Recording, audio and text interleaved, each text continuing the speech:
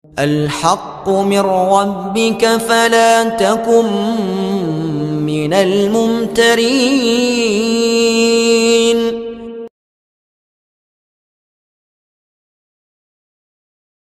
Dukun dakwah Al-Haqqu TV, pembangunan asrama, panti asuhan dan pondok pesantren Al-Haqqu, serta pembangunan Masjid Islami Center Al-Haqqu.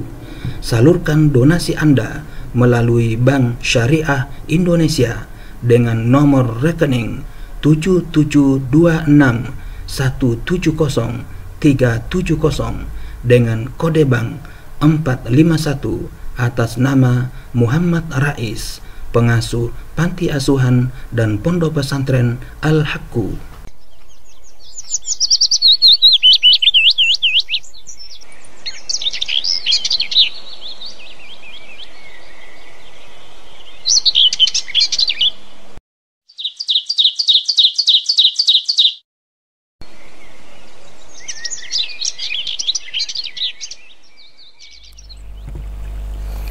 Bismillahirrahmanirrahim.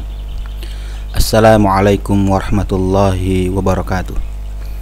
Alhamdulillahi rabbil alamin. Wassalatu wassalamu ala nabiyyina Muhammadin wa ala alihi wa ashabi ajma'in, amma ba'd. Para sobat Al-Haqqu TV dimanapun Anda berada, alhamdulillah kita bersua kembali dalam rangka melanjutkan materi Sirah Nabawiyah karya Syekh Safiur Rahman Al-Mubarakfuri. Kali ini kita telah sampai ke bagian yang ke-41 dengan judul Perang Mu'tah.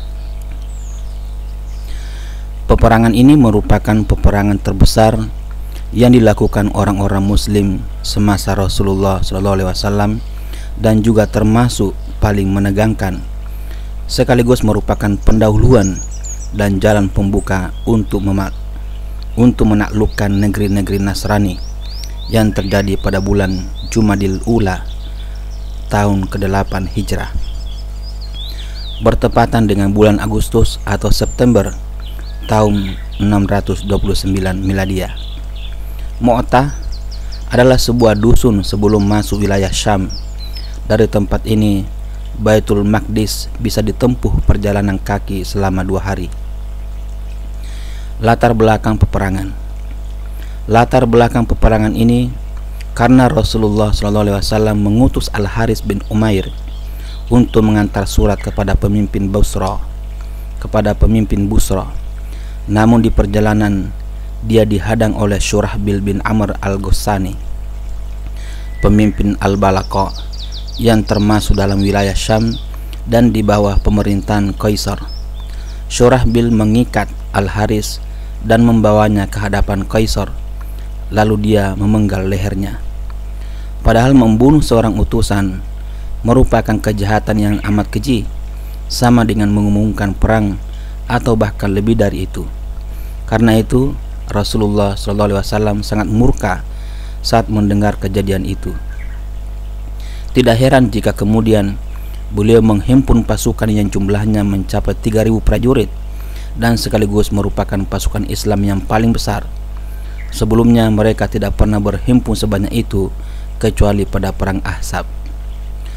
Para komandan pasukan Islam dan wasiat Rasulullah SAW.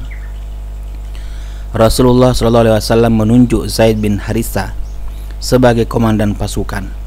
Beliau bersabda, apabila Zaid gugur, penggantinya adalah Ja'far. Apabila Ja'far gugur, penggantinya adalah Abdullah bin Rawaha. Bendera perang berwarna putih diserahkan kepada Zaid bin Harithah. Beliau juga memerintahkan untuk mendatangi tempat terbunuhnya Al-Harithah bin Umair, lalu mengajak penduduk di sana agar masuk Islam. Ini jika mereka mau. Jika tidak, maka pasukan muslimin harus memohon pertolongan kepada Allah lalu memerangi mereka. Dalam hal ini beliau bersabda, "Uksu bismillah fi sabilillah, man kafara billah wala takdiru wala tughayyiru wala taktulu walidan wala imratan wala kabiron faniyan wala munasilan bisawmi'atin wala taqta'u naklan wala syajarah wala tahdimu binaan. Dengan nama Allah, perangilah fi sabilillah orang-orang yang kufur kepada Allah. Janganlah kalian berkhianat, jangan merubah, jangan membunuh anak-anak, wanita, orang tua renta, dan orang yang mengisolir di tempat pertapaan rahib. Jangan menebang pohon korma dan pohon apapun, serta jangan merobohkan bangunan. Ucapan selamat tinggal pada pasukan Islam. Setelah pasukan Islam sudah siap berangkat, orang-orang datang mengerumuni mereka, memanggil para komandan pasukan yang ditunjuk Rasulullah SAW dan mengucapkan selamat tinggal kepada mereka. Pada saat itu salah seorang dari 3 komandan pasukan, Abdullah bin Rawaha, menangis. "Mengapa engkau menangis?" tanya mereka. Abdullah bin Rawaha menjawab, "Demi Allah, aku menangis bukan karena cinta dunia dan rindu kepada kalian, tetapi aku pernah mendengar Rasulullah SAW membaca ayat dari sebuah kitab Allah yang di dalamnya disebutkan neraka, dan tidak ada seorang pun di antara kalian melainkan mendatangi neraka itu. Hal ini bagi Rabbmu adalah suatu kepastian yang sudah ditetapkan. Aku tidak tahu apa yang terjadi dengan diriku setelah aku meninggal nanti." Mereka berkata, "Allah tentu menyertai kalian dengan keselamatan, melindungi kalian, dan mengembalikan kalian kepada kami dalam keadaan baik dan memperoleh harta rampasan." Kemudian Abdullah bin Rawaha melantunkan syair, "Kumohon makfirah kepada Ar-Rahman di samping tebasan pedang yang menepis kotoran, atau hunjaman tanganku yang kuat perkasa dengan tombak yang mengeluarkan isi dada. Biarlah orang berkata saat melewati kuburku, Allah telah memberikan petunjuk kepadaku." Kemudian mereka berangkat dan Rasulullah SAW mengantarkan mereka hingga Saniyatul Wada'. Beliau berhenti di sana dan mengucapkan selamat jalan. Pasukan muslimin bergerak ke arah utara, lalu berhenti di Mu'an yang sudah termasuk wilayah Syam, berbatasan dengan Hijaz Utara. Pada saat itu mereka mendapat informasi bahwa Heraklius bermarkas di Ma'ab di wilayah Al-Baqa dengan kekuatan 100.000 prajurit Romawi. Mereka masih ditambah lagi dari pasukan Laham, Juzam, Balkin, Bahra, dan Balli sebanyak 100.000 prajurit. Jadi pasukan musuh berjumlah 200.000 orang. Majelis permusyawaratan di Mu'an. Orang-orang muslim tak pernah membayangkan bahwa mereka akan berhadapan dengan pasukan sebesar itu yang datang di daerah yang jaraknya cukup jauh.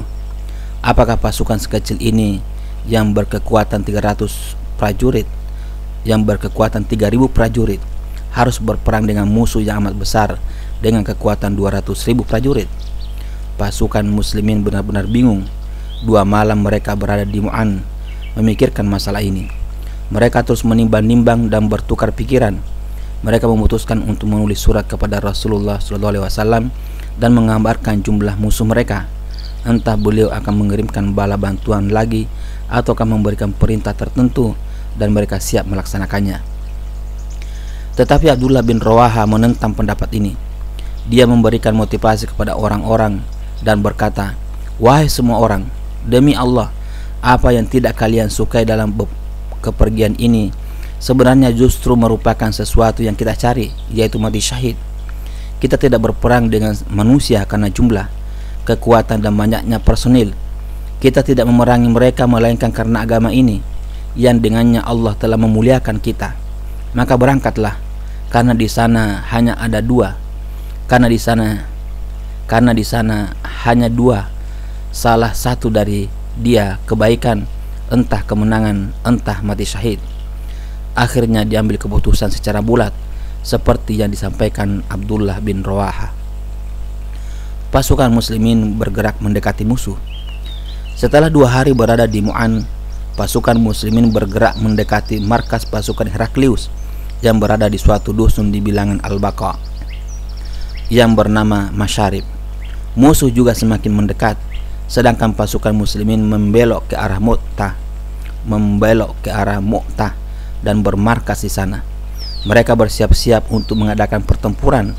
Sayap kanan dipimpin Qutbah bin Qatadah dan sayap kiri dipimpin oleh Ubadah bin Malik.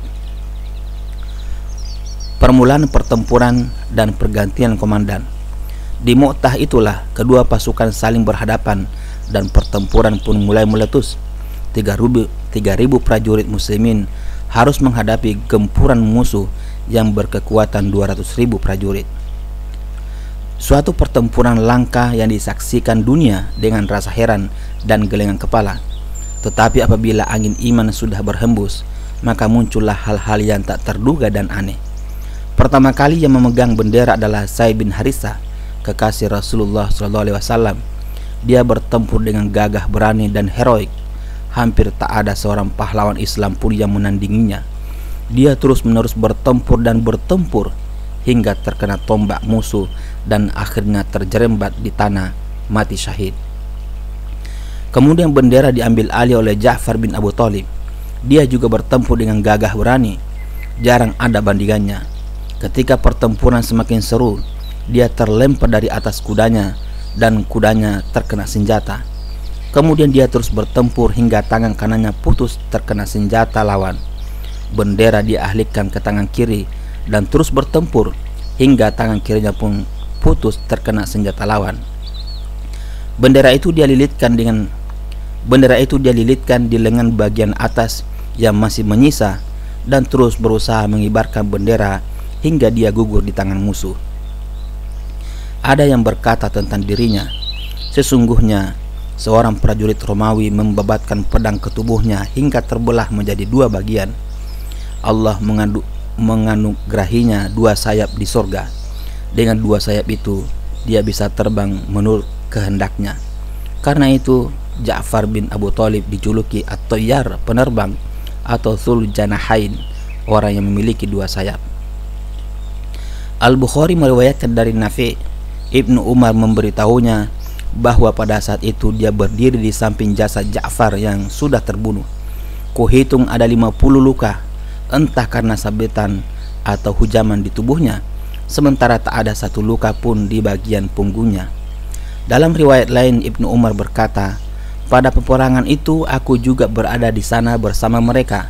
Kami mencari-cari Ja'far bin Abu Thalib dan akhirnya kami mendapatkannya berada di antara orang-orang yang gugur. Kami melihat ada 70 luka lebih di sekujur tubuhnya, entah karena sabetan, entah karena hunjaman.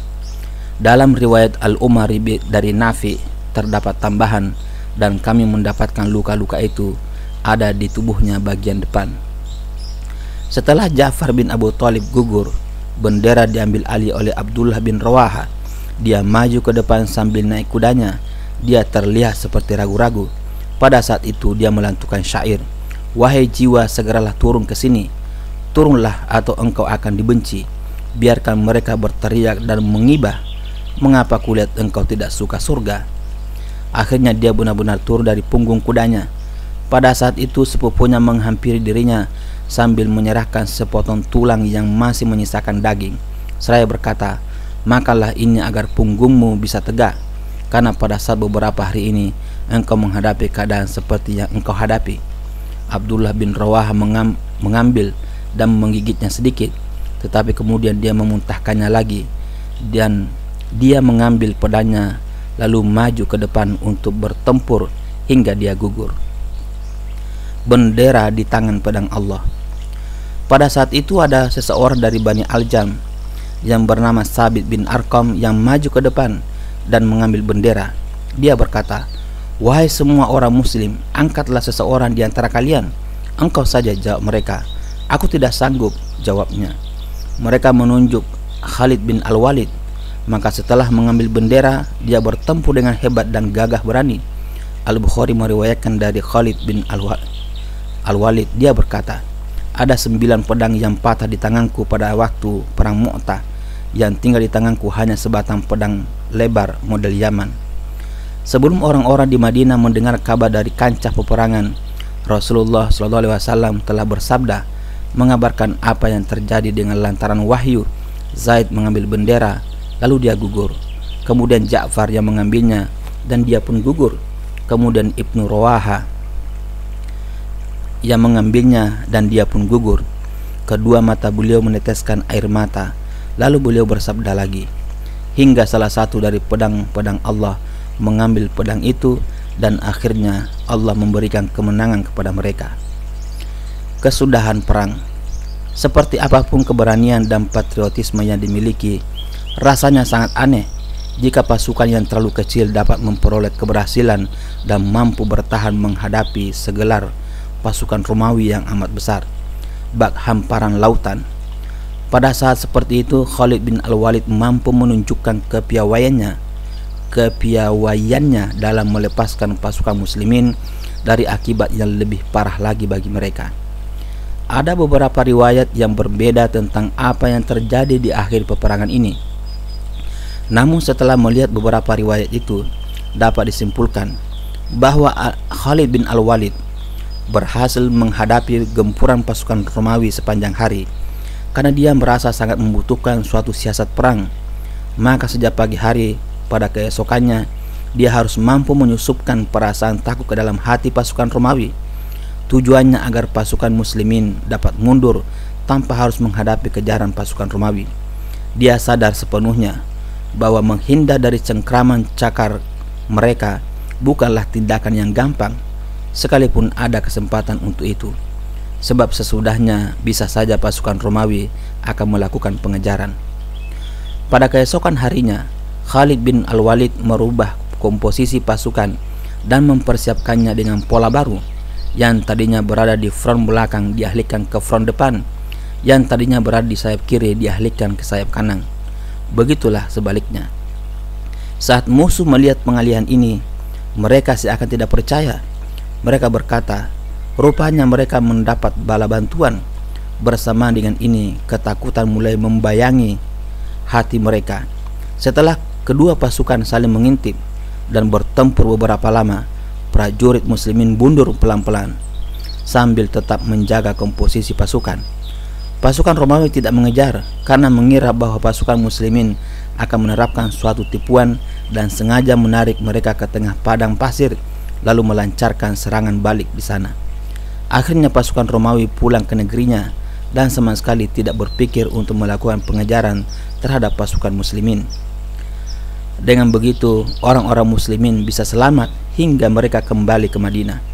Jumlah korban yang gugur dalam peperangan ini dari pihak muslimin ada 12 orang, sedangkan korban dari pihak Romawi tidak bisa diketahui. Hanya saja dengan melihat rincian jalannya peperangan ini, mestinya korban di pihak mereka jauh lebih banyak. Dampak peperangan. Sekalipun orang-orang muslim tidak bisa melancarkan serangan balasan setelah mereka mengalami kepahitannya, toh peperangan ini tetap meninggalkan pengaruh yang positif dengan mengangkat pamor orang-orang muslimin. Semua orang Arab berdecak kagum dan keheranan karenanya. Pasukan Romawi adalah pasukan yang paling besar dan paling kuat di muka bumi pada zaman itu. Sebelumnya orang-orang Arab mengira bahwa kenekatan pasukan muslimin ini sama dengan mencari mati dan terlalu riskan bagi keselamatan jiwa. Pasukan kecil ini dengan hanya kekuatan 3.000 prajurit yang harus berhadapan dengan segelar pasukan yang besar sebanyak 200.000 prajurit, lalu pulang tanpa mengalami kerugian yang berarti, sungguh merupakan keanehan yang sulit dipercaya. Kenyataan ini semakin menguatkan orang-orang muslim adalah sebuah gambaran tersendiri, tidak seperti yang dikenal bangsa Arab selama itu. Dengan kenyataan ini, orang-orang muslim pasti mendapat pertolongan dari sisi Allah dan pemimpin mereka, benar-benar Rasul Allah. Karena itu, beberapa kabilah yang sebelumnya menyerang dan memusuhi kaum muslimin merasa simpati terhadap Islam setelah perang Mu'tah ini. Bahkan Bani Sulaim, Asja, Ghatafan, Fasarah, dan lain-lain menyatakan masuk Islam.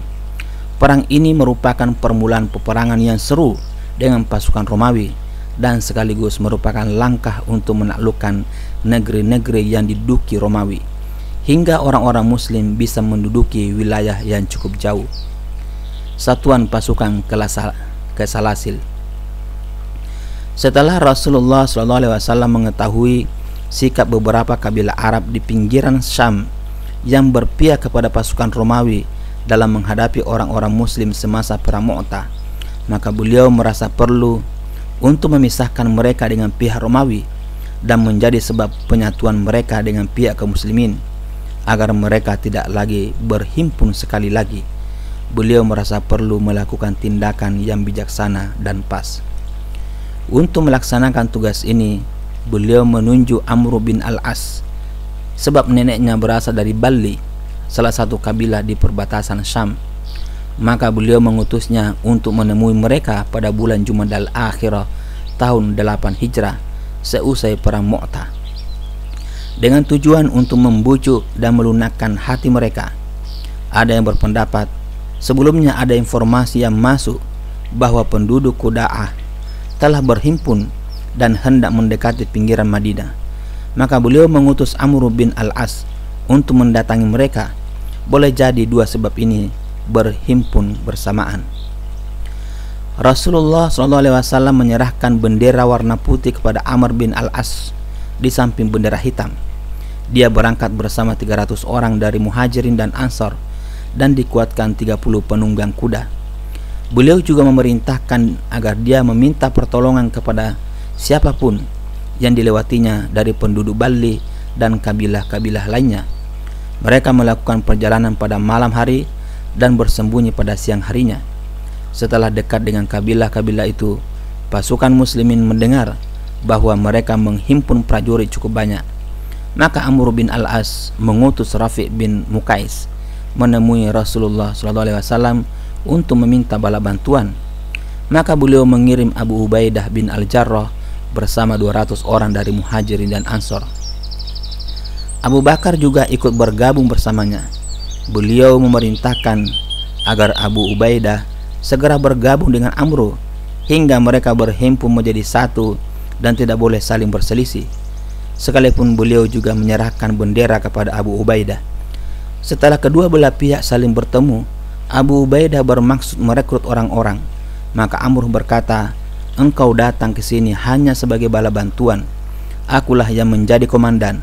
Abu Ubaidah menerima hal ini dan Amr juga menjadi imam saat sholat bersama mereka. Kemudian mereka berangkat hingga tiba di wilayah Quda'ah. Mereka terus melewati wilayah ini hingga tiba di ujungnya lagi. Di sana mereka bertemu dengan segelar pasukan. Orang-orang muslim menyerang pasukan itu hingga mereka kocar-kacir melarikan diri ke segala penjuru.